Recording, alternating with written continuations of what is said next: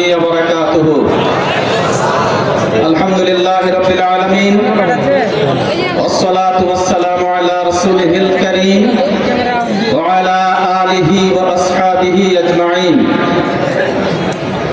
হযরত ফাতিমা রাদিয়াল্লাহু তাআলা আনহা মহিলা হাফেজিয়া মাদ্রাসা এবং ইয়াতিমখানার উন্নতি কল্পে আয়োজিত 2 দিন ব্যাপী তাফসীরুল কোরআন মাহফিলের আজকের শেষ দিন।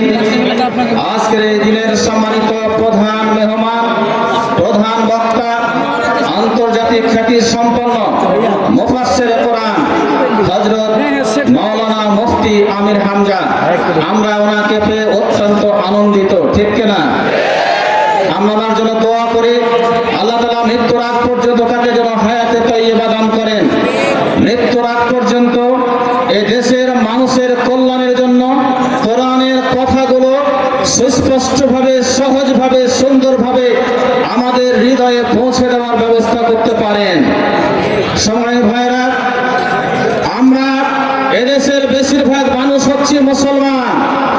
93% বেশি মুসলমানের এই দেশে কোরআনের আইন চালু হওয়ার দরকার আছে না নাই?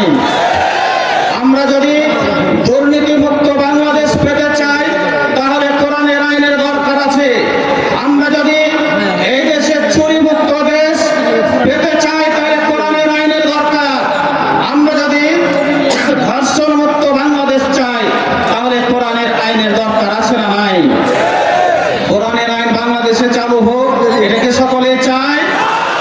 কোরআনের আইন চালু হলে এদেশের মুসলমান, অমুসলমান, আওয়ামী লীগ, বিএনপি, জামাত ইসলামী, জাতীয় পার্টি সকলের উপকার হবে, কথা ঠিক কিনা?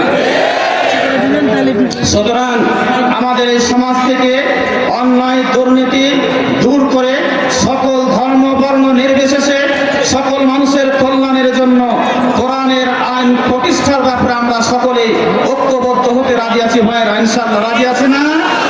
আসুন আমরা ঐক্যবদ্ধ হয়ে আমাদের এই প্রিয় মাতৃভূমিকে কোরআনের আইন দিয়ে ইনসাফপূর্ণ বাংলাদেশ গঠনের জন্য সকলে ঐক্যবদ্ধ হই।